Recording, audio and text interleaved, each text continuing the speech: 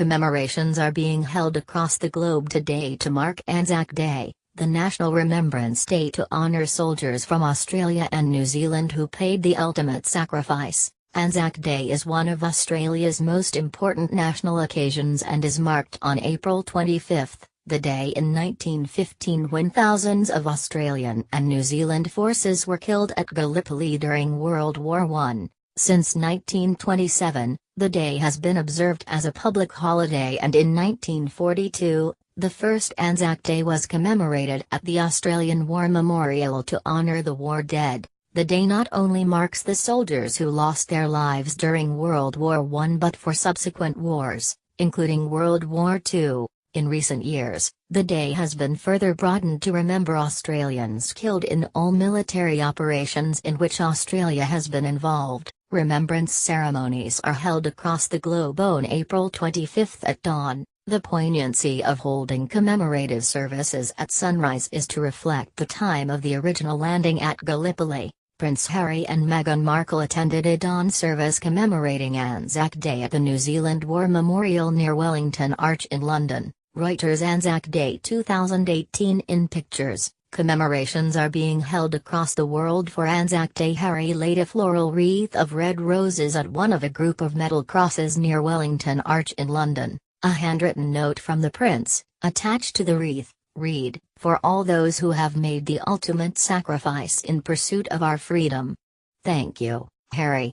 Meghan looked visible moved by the service as the hymn "Abide With Me" was sung by thousands gathered at the New Zealand War Memorial. Prince Harry and Meghan will be at a service of commemoration and thanksgiving at Westminster Abbey later today, with the Duke of Cambridge, Kensington Palace said. Getty. Anzac Day 2018, historic images of servicemen and women projected onto a building in Sydney. Getty. Anzac Day 2018 in pictures. Meghan and Harry attending the dawn service in London. Historic images of military servicemen and women were projected onto a building in Sydney during its dawn service. Women took centre stage at parades and marches across Australia, including Sydney, Hobart, and Darwin. In Canberra, about 38,000 people turned out to attend the dawn service at the Australian War Memorial. Colonel Susan Newhouse delivered the official dawn service address and made special mention of the women who served in Australia's armed forces.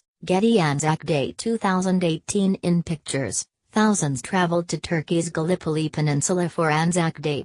Anzac Day 2018 in pictures. Prince Charles attended a service in France. Crowds gathered at the Shrine of Remembrance in Melbourne to pay their respects at the Eternal Flame. It symbolizes the nation's remembrance and gratitude towards its war dead. In Turkey, thousands gathered early for the service at Anzac Cove at Gallipoli, where Australian and New Zealand troops landed in 1915 in an attempt to take the Ottoman Empire. Prince Charles visited the Australian National Memorial in the French town of Villers-Bretonneux, near Amiens.